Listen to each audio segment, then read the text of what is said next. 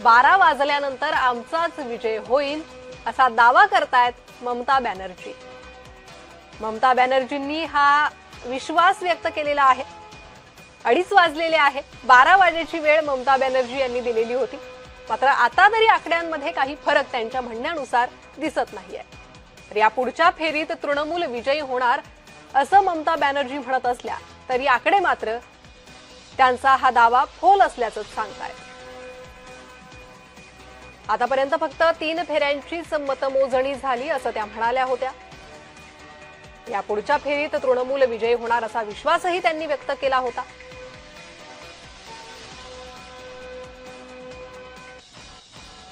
आणखी एक महत्त्वाची बातमी आहे, दिल्लीच्या भाजप मुख्यालयात दिवाळी साजरी होणार आहे। भाजपा नेते, पदाधिकारी आणि कार्यकर्त्यांचा जल्लोष सुरू झालेला आहे। पंतप्रधान नरेंद्र मोदीही संबोधित करणार आहे आणि त्याआधी जल्लोषाची ही दृश्य पाहायला मिळतात। जय्यत अशी तयारी करण्यात आलेली आहे जल्लोषाची आणि या जल्लोषाला सुरुवात झालेली आहे। महिला पदाधिकारी, कार्यकर्त्या पश्चिम बंगालच्या या यशानंतर, विजयानंतर जमा झालेले आहे, आनंद व्यक्त करतायत। भाजप नेते, पदाधिकारी आणि कार्यकर्त्यांनी जल्लोषाला सुरुवात केलेली आहे। दिल्लीच्या भाजपा मुख्यालयात दिवाळी सुरू झालेली आहे।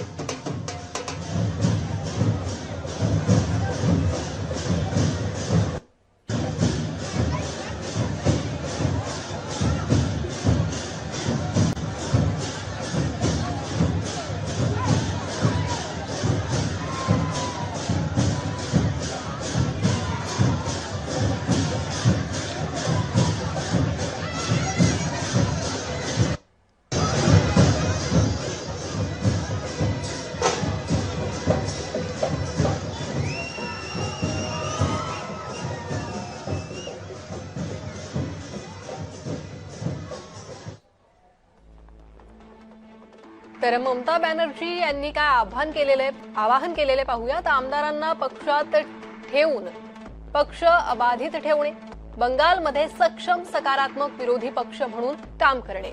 अर्थातच त्यांनी हा पराजय स्वीकारलाय असं म्हणता येईल। राजकीय हिंसेच्या परंपरेला आळा घालणे असंही आवाहन त्या करतायत। वाढतं वय,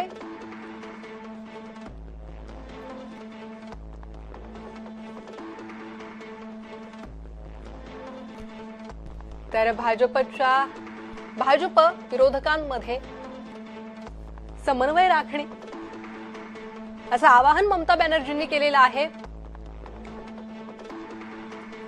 आणि ममतांसमोरील ही आव्हानं आपण पाहतोय। आता पराजयानंतर ममता बॅनर्जी यांच्यासमोर काय काय आव्हानं उभी राहणार आहे। आमदारांना पक्षात ठेवून पक्ष अबाधित ठेवणं हे मोठं आव्हान त्यांच्यासमोर असेल, कारण पराजयानंतर मोठ्या प्रमाणात कार्यकर्ते, नेते हे सोडून जात असतात। बंगालमध्ये सक्षम सकारात्मक विरोधी पक्ष म्हणून काम करणे